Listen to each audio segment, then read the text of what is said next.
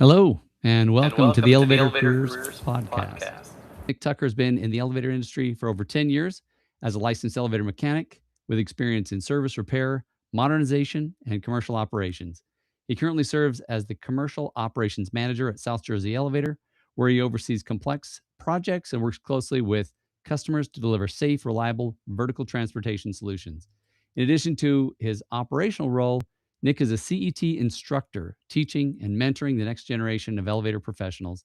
He's passionate about sharing practical knowledge, industry best practices, and real world experiences that have shaped his career.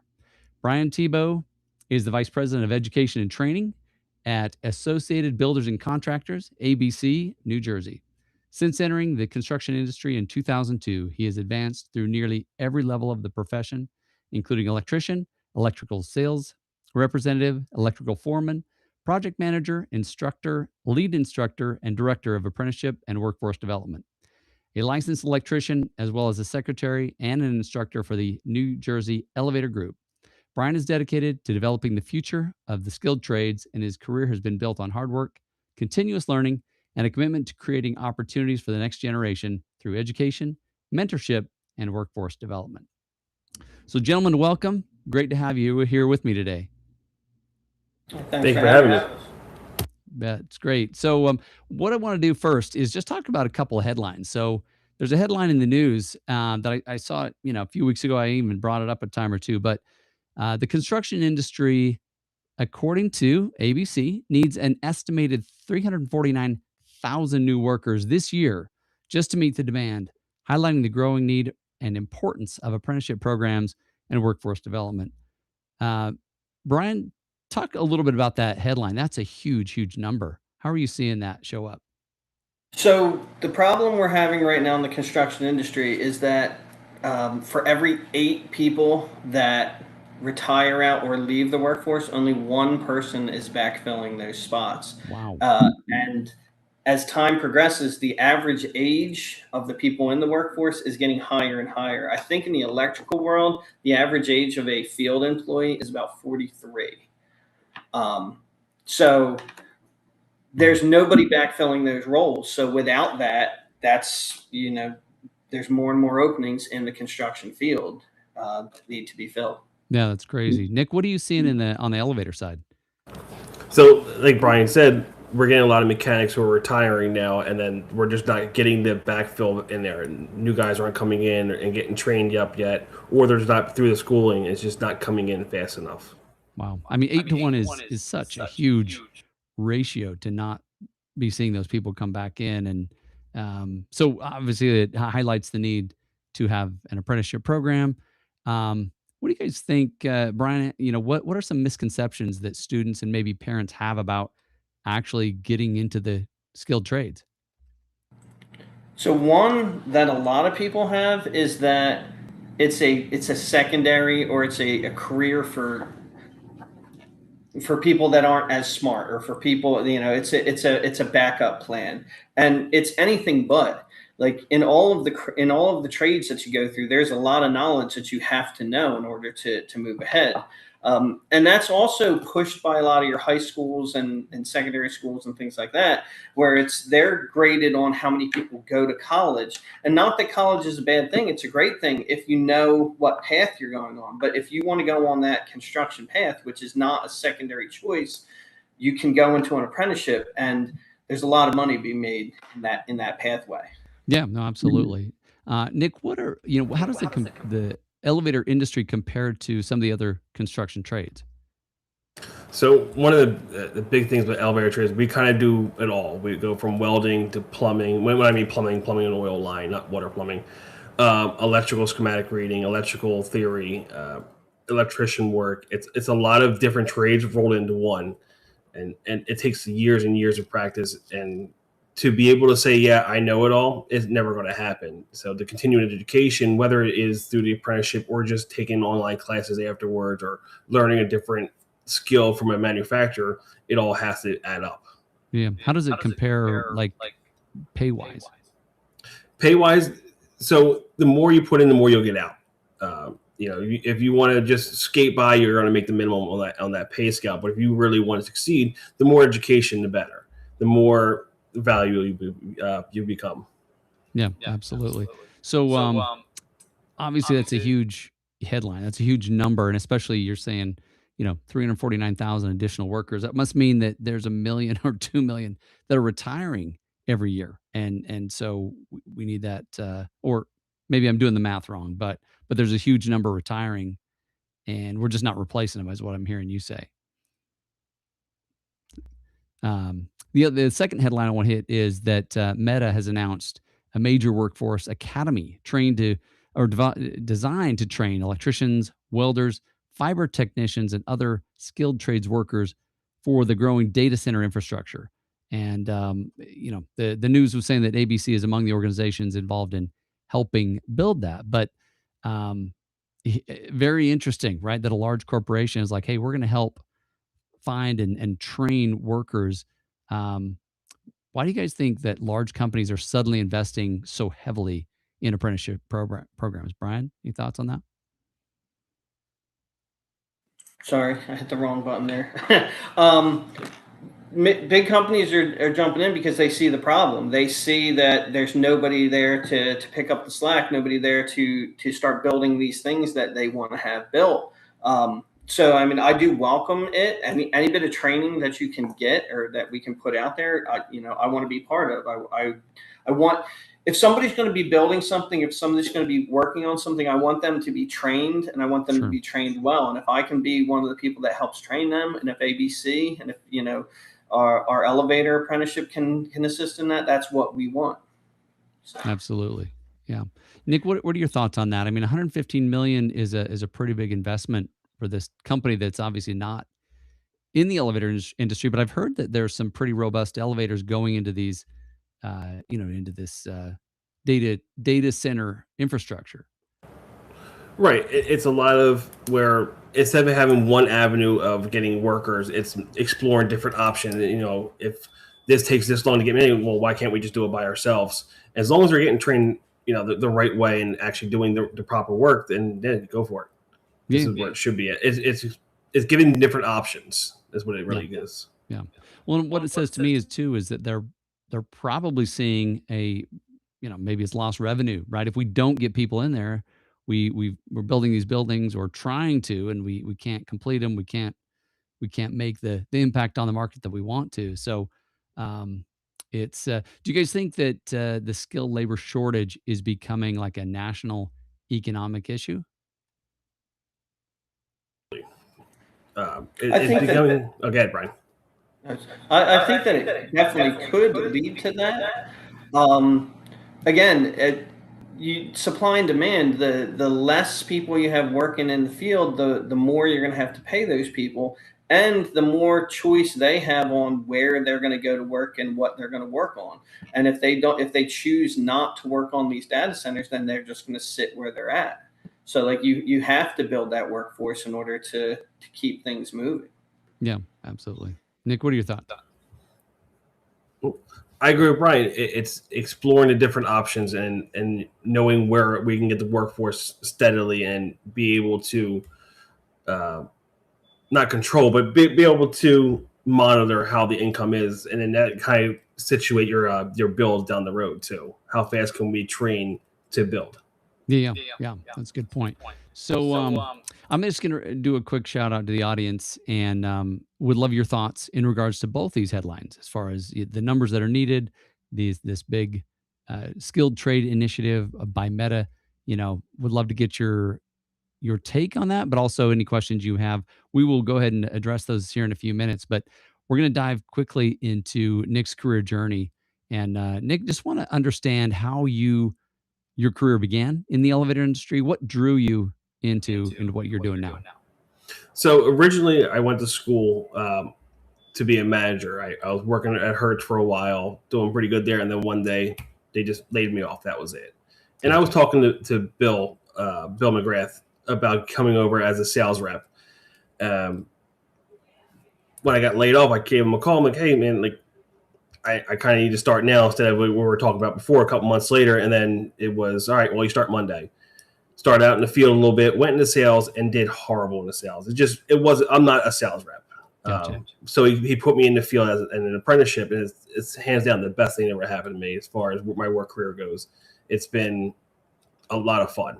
I love my job doing it. So it sounds like you got a chance to kind of try sales and realize, hey, that's just not exactly what I need to be doing.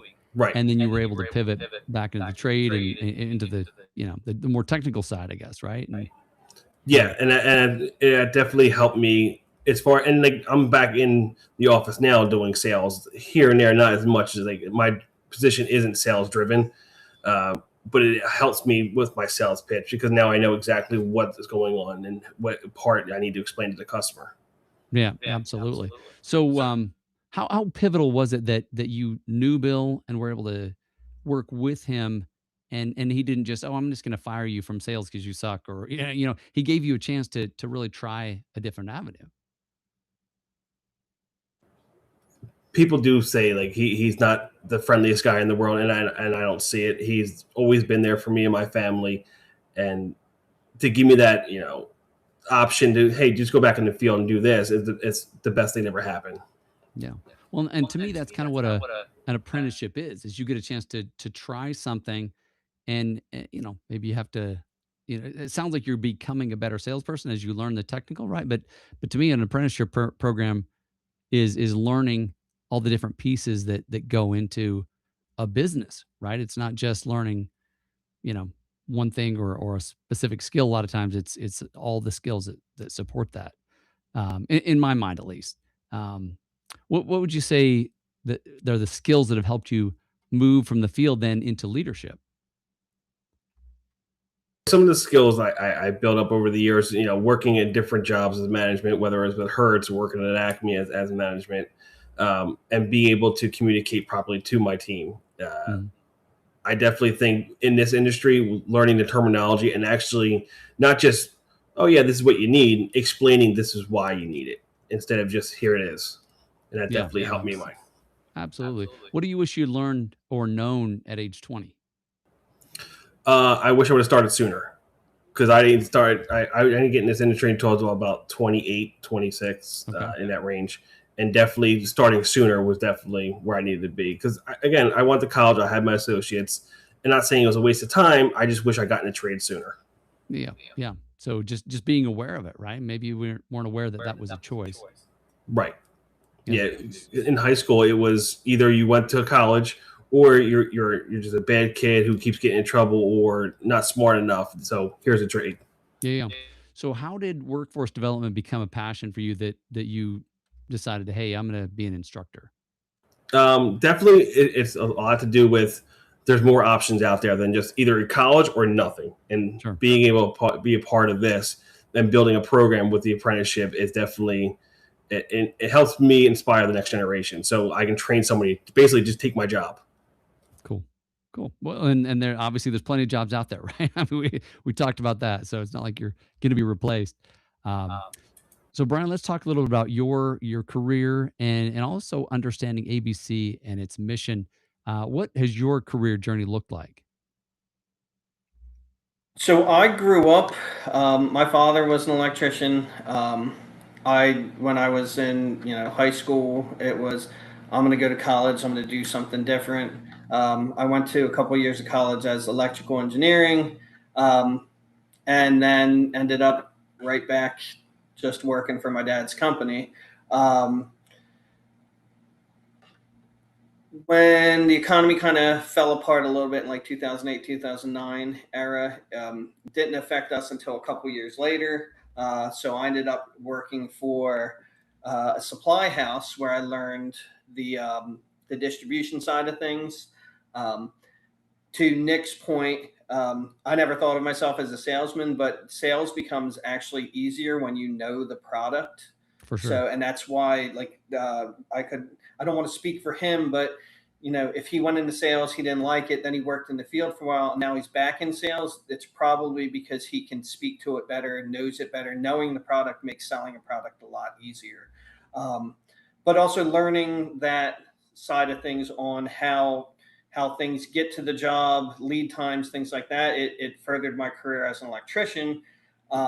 Then I ended up going back and working for another electrician, became a foreman, eventually a project manager. Um, And it was at that point that we started realizing, I'd probably say that was in the 2016, 17 era. Hmm. We started realizing that our workforce, um, our work, what as we were pulling from like growing our workforce, we didn't like what we were getting, so we started deciding to kind of grow it on our own. So we started staying after, helping teach the next level of helpers in our company. The deal that I made with my boss at the time was, if I'm going to train them, then I get my pick of them for the job. So little self-serving, Right on. but so growing that, then we decided that it would be great if they could get some sort of credential for this. So we looked into what it was to get to build our own apprenticeship. We ended up getting linked with ABC, and started. That's where I started teaching for ABC as a part-time instructor while still Okay. working in the field, and then just kind of grew from there. Went from part-time instructor to a full-time instructor to the lead instructor, and then eventually made my way as director of apprenticeship and workforce development here, and now have made it to vice president of education and training. So to me, that's a good story in the sense of, like, I had some college, but I don't have like a master's degree or anything, but it's just continued working on myself, continued furthering my education, um, and going from there. Very cool. So Yeah. So tell um, me a little bit about ABC, like the mission. I mean, I've heard it about it, right? But really didn't know that much about it. But what is the mission of ABC? ooh, you're catching me at a bad spot. I You don't don't have know to that quote it off the top exactly, of my right? head, But but the general idea is that anybody, um, that the person most qualified should be the one that gets the job, regardless of what labor affiliation you have. So, like, if you work hard and you've earned that spot, you should be able to have that spot. okay. Hmm. Um, the one thing I do always say is, like, we are not anti-union by any means. Like, if a union wants to run their business the way they want to run their business, by all means. We just want people within ABC to have the ability to run their business how they want, as long as they are paying a livable and a good wage to their people. Like, we always want to make sure that we are taking care of our workforce. Right. When it comes to training, I just want people, like me personally, I want people trained. Again, I said earlier, if somebody's going to be out there working on something, I want them to be as safe and as trained as possible, so that the product is good and that the people are safe and going home at the end of each night. And if that means somebody gets a job, with the union or whoever, with a contractor, I want them to be taken care of, and I want them to be safe and trained. Yeah, So. absolutely. What kind of companies are typically members of ABC? A typical member of an ABC is a merit-based company or a merit shop type company, open shop, or typically non-union. But again, we have no problem with any unions. For sure, for sure. What makes the apprenticeship programs such an important part of ABC's strategy? So it's one of our biggest benefits. So ABC as a whole is a membership organization that provides benefits to its members. The members pay their dues to come in, and then we provide benefits for them.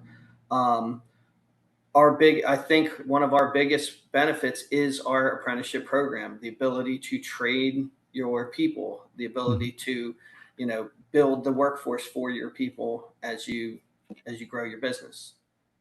Yeah.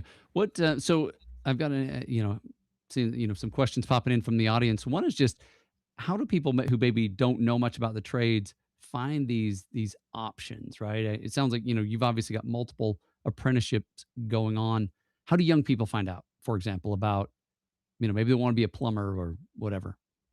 So we are trying to get more into career fairs in high schools and like colleges or other, junior colleges, things like that. We're trying to get out there to any of these trades, um, career fairs, just to show that is an option.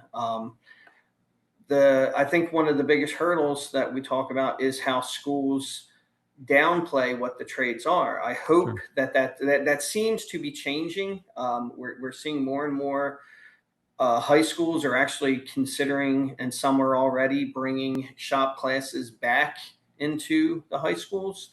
like trade classes into the high schools, or giving options for places to do that. But again, we're kind of at the beginning of that, so it's, hopefully that continues, and we see that growth.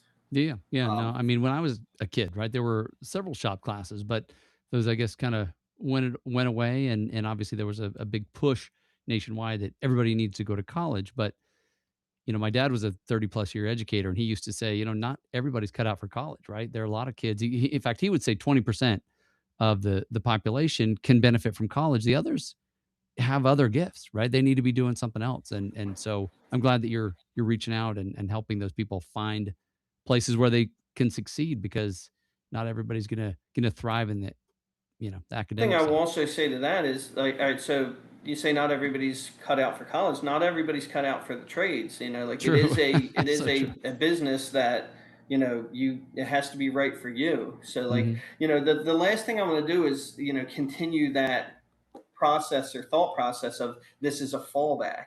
Right. There's a lot of knowledge that has to go into it, and the right person. It's got to be the right fit. Now, hopefully, if anybody is interested in it, we're doing those career fairs, we're doing those things, but they can also just reach out to trade schools, True. reach out to ABC, reach out to, technical, tech schools, Votex, things like that, and see, or just talk to other, like, if you see a contractor somewhere, ask them questions. Most contractors are willing to talk about what they do. Yeah. No, that's a great comment. Any misconceptions about ABC you'd like to clear up while we got you on here, Brian? Um, A big one a lot of people say is that we are unsafe. I actually disagree. I think we spend, safety tends to be first and foremost for any ABC members. We push that, with our safety committees and various options we have for making your job safe. And then the other thing is that we are anti-union. I said earlier, we are not anti-union. We are just pro work, like pro workforce, and we do want our people to be taken care of. We have things in place to try and make sure that happens. Um, but again, safety, that's our number one concern here at ABC. Very cool. Well, let's talk for just a minute about the elevator apprenticeship program. Um, Nick, from your perspective, how did this program come about? I know, it's just curious from your perspective. Yeah. So originally, when we started, it was just working in Bill's house, a little plastic table, drawing on a TV screen with dry eraser marks, learning how print reading, and pretty much the first 2 years of our apprenticeship is mostly safety training. Like Ryan was saying, like the whole aspect of us not being safe. We go through so much training. We have to be OSHA 30 in our company. Right. It's a lot. And then on top of that, to build into different classrooms, and then, bring in different simulators now, bringing in different vendors to come in and show us their product and teach us how to, work on their particular ones. It's definitely night and day from where we started from. Yeah. So how did you guys get connected with ABC and kind of make this partnership? So we started out with ABC. Bill originally started out with that. I think pretty much when the company started, he linked up with the guy from Delaware Elevator and said, "Hey, you should look into ABC. They would help you grow." And that's pretty much what it turned into. And then it slowly progressed into, "Oh, this looks like something we can do here." And now we're building a whole training facility with, I think, 4 test hours now. Wow. Very Yeah. cool. So Brian, was that Three test towers. okay?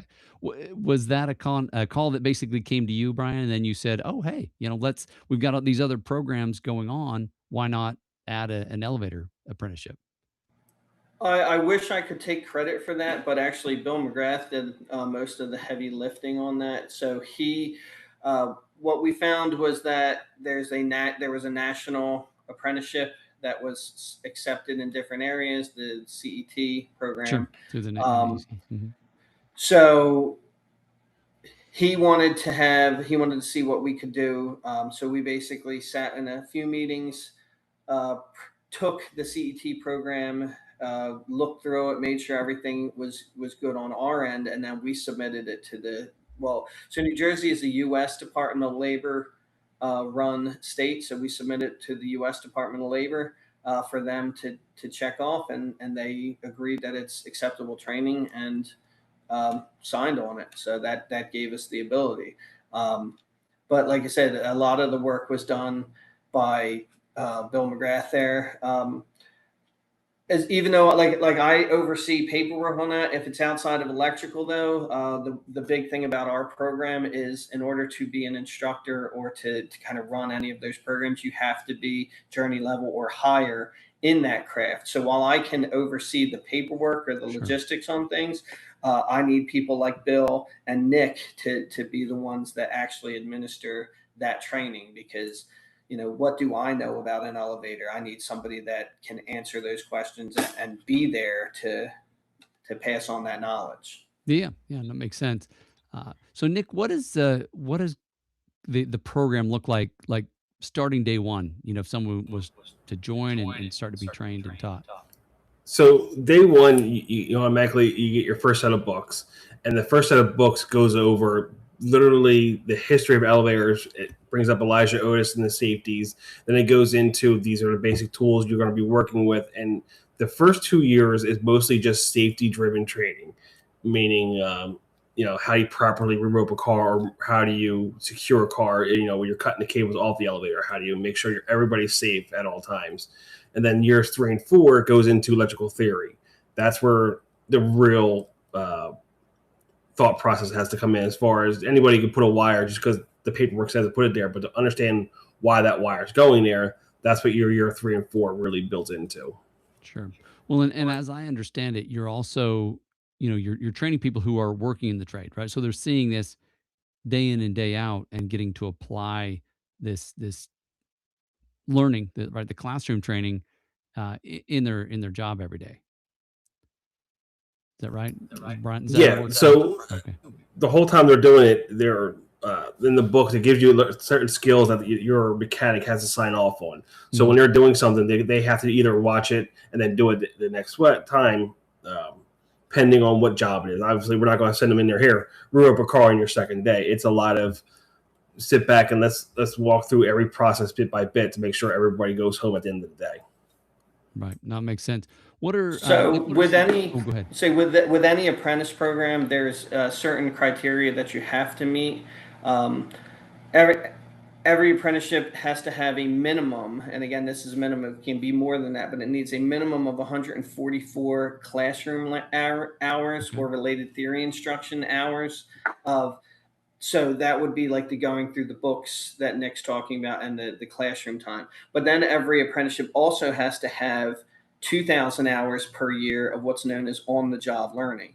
So while you're learning those things in the books in the evenings and the night classes and possibly weekend classes, you're also then applying it to your business or what you're doing at um, during the day. So like your working hours during the day, you're applying all that, and then you have a foreman, somebody journey level or higher that is also signing off on your hours during the day that you're basically accruing to give towards your apprenticeship. Gotcha. So 2,000 hours is approximately a full-time job, right? I mean, there's a couple weeks in there So for yeah, so vacation. it's a 2,000 hours is a 40 hour work week for every week but 2 weeks of the year. So there's 2 weeks of vacation built in. Hmm. If you do more than that, you accrue more hours than that. Like if you, but unlike, whatever type of pay, if you work past 40 hours or if you work past 8 hours in the day, that doesn't mean you get time and a half or double time on your hours. Like Sure. 42 hours is 42 hours. Like Sure. it's like pay is different. Hours towards your apprenticeship, that's hour for hour. Yeah. So when are classes usually held? Is it evenings? Is it weekends? How does that work out? So most, I'll Again, let you. yeah. So for our classes, we do ours at night. We do it once a week. We usually I reach out to the people who are in the class, like, hey, what day works best for everybody, and then we'll do it every night or once a week, whether it'll be in the classroom or by the simulators, and then we work it out that way. And you'll do what, 2 or 3 hours, or how long do those classes go? 2 to 3 hours. We try to keep it at anything, because it gets real late. And again, we're all working too, so we all come back out and sometimes sweat and everything, and then go right back into class. So we try to keep it around 2 hours, but we've had a couple classes go much longer just because we go into a depth conversation with, hey, this guy saw this week. All right, let's go step by step at how do we come across that. Yeah. No, that's really cool that you, like say, they have simulators, you have the coursework, you can really focus on those things that maybe they need a little bit more time on, troubleshooting electrical circuits or some of the theory or print reading. Um, I am curious, Nick, what are some skills that maybe today's apprentices are learning that maybe weren't such a thing 10 or 20 years ago? Mainly now is technology, learning how to use it properly. And just because ChatGPT says this is how to be, knowing to when to filter through and like, all right, you got to double check a couple things and be able to just go to work and do your job, and then make sure you have all the knowledge when you got there, and leave it all fingers and toes too. For sure. Nick, what surprises most new apprentices about the trade? I mean, are they surprised? And if so, what is it that? How much work's involved? They just think, okay, yeah, you just land the wire here, we're good to go, or everything comes pre-assembled. And yeah, some things come pre-assembled to an extent, but in our industry, it's a lot of figuring out as you go. Just because the paperwork says it has to go that way doesn't mean it's going to fit that way. And checking the egos at the door is a big one for us. It's a one big team. There's no ego here. I'm the best one on the job site. We're all here to accomplish the same goal. No, it's cool. Brian, just how does an apprenticeship program prepare people for long-term careers rather than just jobs? I think that was something you mentioned earlier, and I just wanted to dig into that a little bit. So, number one, apprenticeship programs are going to, if you're going to go through an apprenticeship program, it's going to give you a level of accountability. Like I said, there's minimum hours you have to hit. So right out of the gate, you have to make sure you're hitting those. You have to make sure you're passing your tests, that you're doing your on-the-job learning, that you're showing up for enough hours of class, that you pass the test, and then that you demonstrate when we do our performance testing, that you demonstrate that you can, you know, perform the items that you said that you could as you kind of grew in the class. Um, but it also just, a lot of companies can retain a workforce by training them. So again, anybody in our apprenticeship is employed by an ABC member. That ABC member has basically footed the bill to pay for that apprenticeship, and then that employee sees how a company invested in them, and then tends to stay there. Tends to stay there for the long haul. That's not always the case, but it's just it's something that they invested in me. I'm going to work for them, and builds a sense of loyalty. And then hopefully that person, as they grow, brings on the next person. Like, I know for me, I was taught by my dad, but that gave me a desire to then pass on what I know. As Nick said, I want to be that person that teaches somebody to take my job one day. And I'm going to try and stay sharp to keep my job, and then hopefully one day retire out of it. But the people that are instructors tend to want the best for their students and want their students to outshine them. Sure. So yeah. I like that, especially for the long-term career perspective, which kind of leads me to the next question, which is, once you've got the license, the training, what are some of the opportunities that exist? Because I do know people who, once they get their license, a few years later, they're starting their own company. They're kind of advancing because they now have the skills. What would you say, Nick, are some of the opportunities that open up once you complete the apprenticeship? So once you complete your apprenticeship, you automatically you become a licensed mechanic once you apply for your state or whoever it is. Mm-hmm. Every state has different licensing requirements, but there's always, like, for me, it was get my CET, which is my certification, and then become a CETS right away, just so I can start teaching the next generation behind me, because it's already fresh in my brain, and this way I can keep going and make sure somebody who can do the job when I ask them to. Right. Right. Yeah, that's really where I need to be at. And then also, there's other avenues. You can go down inspector if you really wanted to. For me, that's a retirement goal. I think if I wanted something to do on the side, inspector, because most times they're just there.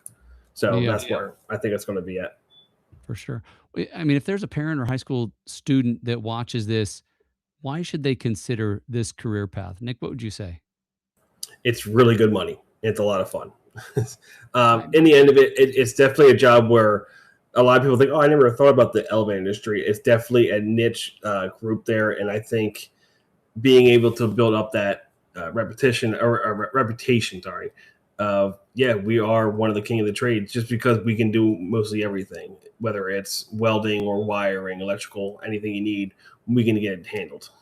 That's really cool, and I do know a lot of people that are really passionate about what they do and love it. Brian, what would you say to that question? What would be the reason to consider this type of career path? So, and initially, as Nick said, I would say the money. Like I'll say wish I started earlier too. But like when I was a foreman, I'm watching I pull into I got my work truck and I pull in and I'm waiting for my helpers to get there and I'm watching them pulling in like nicer trucks than I have at home because they have no expenses right now and are making a ton of money. But that's initially. Long term, there's stability and like so 8 people retire, one person leaves. Like you're going to be needed. So like there's going to be some stability in that job. Like there's going to be and as that happens, you're going to be able to name your price, so the money's going to be there too. AI is not going to stop. AI is not going to install an elevator. You're still Sure. going to need people to install an elevator. AI is not going to wire a house. You're still going to need people to wire a house. And as Nick said, that if you have the mindset of continuing to learn throughout your career, you're just going to get further and further. Like if you'd have told me when I was 21, 20 years old that I'd be running a school one day, I'd have told you were a liar. But because of what I've done in the industry, it's opened a lot of doors for me. And as Nick said, I'm always continuing to try and build my education. Like I'm working on being an inspector for the state. And even if I never use it, it's just something I want to make sure I have under my belt because it's a door that was open to me because of the industry that I was in. Right. Right. No, that's great. So, Brian, if there is an elevator contractor that is interested in doing something like this, maybe in a different part of the country, what would be the first step to actually starting an elevator apprenticeship? So there are ABCs, so we're the ABC New Jersey chapter, but there are 67 ABC chapters throughout the country. So you can reach out to us or you can find that local chapter and reach out to them. All of those chapters, again, that's a member benefit organization that wants to, you know, benefit their members. So reach out to that ABC, see if you can become a member, and they will probably want to continue that training. And if we have a template, like we have a template here in New Jersey, obviously different states have different rules, but like they could use our template and our assistance to maybe help build that down or over there, wherever that is. It's Sure, not a sure. I mean, guarantee because again, different states have different rules, but right. Well, and you told me different branches have different capabilities, right? They may or may not have a VP of education, but certainly, if you've got the template and they can get that from you and some support, it sounds like there could be opportunities to build more of these around the country. Is what I was thinking. correct. I Awesome. agree. So let's take just a minute and answer some audience questions. If you're listening, part of the audience today, feel free to put your comments or questions in there. But we've got a few here that I want to kind of bounce through. I know that I brought one up just a minute ago.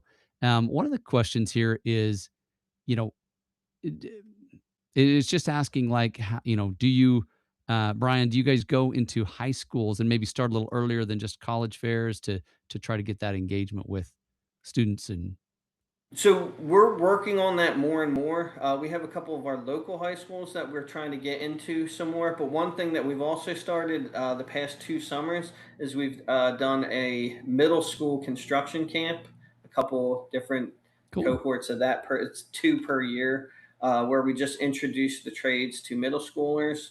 And then some of the outreach programs around here, we've also tried to spread the word about, getting people into apprenticeship or into the trades. But it is something that we are trying to do better at. As I said earlier, I have noticed an uptick on high schools actually trying to bring those classes back. Good. and we support wherever we can without spreading ourselves too thin. But like, we want to do as much as we can to get that word out there. Sure, sure. Well, and it takes a community, right? It takes a lot of different voices, and for a long time the voices have been, oh, just go to college and skip the trades, and obviously there are things we can do to change that message, that no, we need these jobs. They pay well. You know you'll love them, and we'll train you how to do them. So I think it's great that you do what you can, and try to get people in there. Um, there's a question here from the audience about just kind of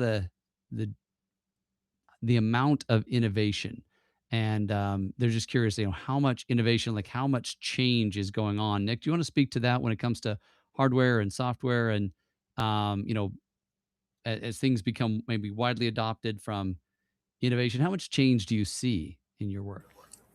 In our industry alone, it's constantly changing. Different versions, different boards, different manufacturers.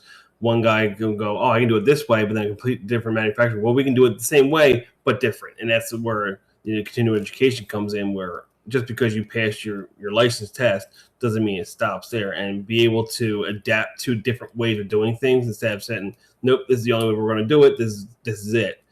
It's constantly changing every day for us. Sure. Well, it sounds like there are a lot of options out there that you would, yeah, have to train people on. Oh, hey, we're going away from this supplier because maybe they can't get stuff to us, right? And so now we've got to go over here. We're gonna have to train on this different form factor or something. Um, good comment there. One question here is just asking you, Brian. Do you actually like recruit companies to join the programs? It sounds like your members kind of come to you, or how does that work, I guess, to get companies into your apprenticeship programs? It's a little of both. Word of mouth is huge. We have a lot of people in our state that come to us because of legislation that was put in place. A lot of companies come to us because, in order to be on a public works job, they have to be involved with an apprentice program. Okay. So that New Jersey has that, you know, in place to promote apprenticeship. But we also, as we're, as I'm around, like talking to different people, I go out to different industry things and just say, like, what benefits are you looking for? Because again, ABC as a whole is a member benefit company. So, like, Sure. it's not just apprenticeship. It could be networking. It could be safety training alone, not other training, just safety. It could be benefits in terms of like 401k or healthcare plans and things like that. So like ABC as a whole has a lot of benefits for its members. We just, and maybe it's because I'm part of it, but I think that our apprenticeship is one of our biggest benefits. So, For sure, for uh, sure. So it sounds like you have a lot of benefits to offer, and so if a company is looking for the support that you have, yeah, that sounds like a huge one, especially just given the conversation we've had with all these jobs needing to be filled. And I see from my perspective that there's a lot of companies that are limited in their ability to grow until they can fill those roles. And I think it happens to a lot of companies that's the biggest limiting factor, in other words. So that's a huge benefit. One question here is just in regards to, and maybe Nick, with this one's for you. How do you like? Is there a time of year that you say, "Hey, apprenticeship opening up," or how do you make that known in the local community that, hey, we're you know bringing on new people, or what does that look like? So we went into Petco Tech a couple of times, and ABC the same thing. Like, hey, we're getting ready to be hiring. When your next class graduates or your next program ends, let us know. Send us a couple of applications of who you think would thrive in the industry or who's really trying to make a change. And let's say they're a car mechanic, and they just want to try something different. Hey, send me the application. We can definitely look into that. As far as recruiting like that, it's everything's word of mouth for us. It's, hey, we're hiring. We'll put a couple of applications out on the or a help wanted signs, or whatever we'll call them, on the internet, like, hey, and we'll filter in that way. Yeah, yeah, yeah. Well, like you said, word of mouth is great, and obviously there's some that just get I may not hear that word of mouth. So I guess that's why we're doing this too, right? Is to get the word out that hey, these things do exist. Now, with Right. ABC apprenticeships, we can enroll students anytime during the year, but our school year is the typical school year. Like where our classes will typically start in the September October area and go until the May June, Okay. with some breaks. So like that's when like a year one will turn to a year two to a year three, and so on. But we enroll people at any time, and then they'll just start at the next cycle. Right. No, and I think in order to be enrolled, they have to be, as you said, they've got to be employees. So they've got to Yeah, kind of so join at the entry level, the apprenticeship level, and then that becomes one of their benefits is the training. that's to be in an ABC apprenticeship, you have to be working for an ABC company. And again, any company can reach out and see what it takes to become a member of ABC, and then that allows them to enroll their students. But everybody in our program is working for an ABC company. Yep. Yep. Makes a lot of sense. One other comment here, just that construction camp sounds awesome. That in regards to you said middle schoolers who are doing construction camp or something. So So this year we have here at our South Jersey location, we have a construction camp the second to last week of July. And then at our North Jersey location, it's the second week of August. We are actually adding through one of our partner companies, Aspire Outreach, we're adding a girls' camp the first week of August. So it's going to be very cool. all actually high school aged um, ladies. So. Very cool. So how would they get more information if they're interested in enrolling their children in something like that? They can reach out. Just I don't know if my email's in there, but you can reach out to me. And again, we have a template. I will, credit where credit's due. Our template is based off of ABC Keystone, which is Central PA's template. Okay. So, I don't want to steal the credit for that. They kind of came up with that one. So. No, but it's awesome that you can share them. You said you have numerous different, branches of ABC. So the fact that you can 67. 67, the fact that you can share those between just makes it available to so many more people. So that's great news.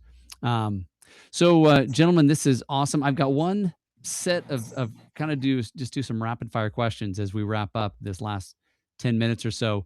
And I think I'll just ask each of you the same question. So it'll be kind of a quick question, quick answer. Don't worry too much if if it takes you a minute to think about it or whatever. But just gonna want to get through a few of these and just get your take. And then I've got one final question to hit both of you with as we wrap up. But I'll start with you, Brian. What is the best career advice you've ever received? Best career advice I ever received was never stop learning. Um, whatever craft, whatever trade, or whatever industry you go into, even if it's not the trades, just never stop learning. Always try to better yourself. Every certification that you get on your resume increases your price tag. Awesome. Nick, best career advice you ever received? Uh, I think Brian steal my notes. I was going to say the same thing. Never stop learning. As far as you go in the room and you hear the guy says, "Oh, I know everything. I don't need to do anything." He's probably the dumbest one in the room, and that's the way I always looked at it with that. Got to be open. Second question, Brian. One thing every apprentice should learn in their first year. You should learn in the first year. You're going to start at the bottom at least in the trades. You got to earn your keep. You got to earn your way up. A lot of people think that they're going to start out running a crew or doing this. No, you're going to start at the bottom and you're going to earn your way. So like how you treat people, how you talk to people is also going to make a difference. And always stay busy. Like just keep pushing. Like don't sit there with your hands in your pockets. Don't sit there. Always be moving. Yep. Awesome. Nick, same question. So I want to add to that. So I was always told as an apprentice, especially first year, there's always something to clean. Don't be standing there. Put the cell phone away and go find a broom, or ask your mechanic, "Hey, do you need me to do any kind of organizing the truck?" Find something to clean and don't just stand there. Awesome. Brian, biggest misconception about the trades? Biggest misconceptions, that's for and I said this earlier, that's for dumb people, or it's at a fallback. Um, Anybody that succeeds in the trades are some of the smartest people that I've met. Um, I mean, don't get me wrong, you can get by, but if you want to succeed, it's not it's not for stupid people. It's for people that are willing to work, people that are willing to learn, people that are willing to better themselves. For sure. Nick, biggest misconception. Again, same thing. I think Brian actually steal my notes. It's knowing, um, to go in there and thinking is this is all felons or this is all just people who couldn't make it through high school, and that's not the case. I met some of the smartest people I ever worked with in the industry as far as engineering and coming up with different ideas. It's definitely a misconception as far as thinking that this is it. This is the only way. I can't make it in college. This is what my fallback is. Right. Nick, what's the most underrated skill in business? Money management. Definitely being able to manage your own money on top of, if you're running your own company, managing that. There was actually a really good book called Rich Dad Poor Dad. Definitely homed in my money skills. Awesome. Brian, what do you think the most underrated skill in business is?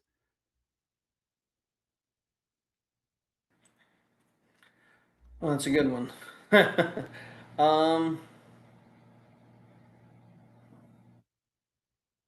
Business.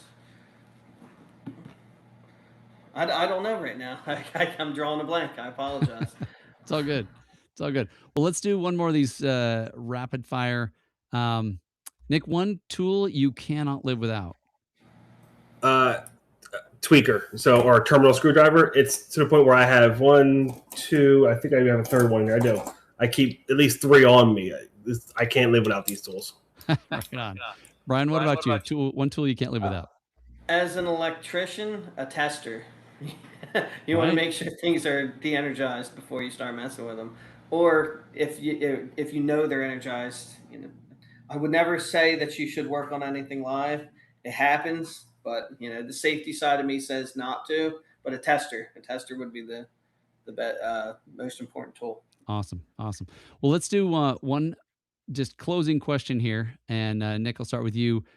When we're having conversations, 5 years from now, what do you hope has changed about workforce development and apprenticeship in America?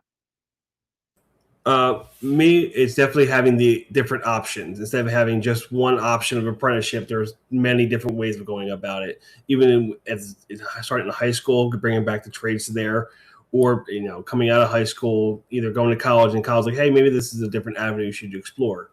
Help them with that.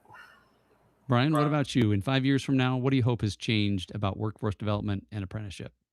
I hope in 5 years that it's not an 8-to-1 ratio anymore. I hope that it is something we end up talking about as a past. In 5 years, I want to be like, hey, 5 years ago, it was 8-to-1. Now, we're at 2-to-1 or 1-to-1. Like, I hope that people and I want people to be coming out trained. I want people to be out, ready to be in the workforce. Right on. Well, Nick and Brian, thank you so much for being with me today. It's been a lot of fun. Apologize for that little echo that was harassing us, but it's been a real pleasure, privilege, and I appreciate you both being on here today. Thank you so much. Thank you.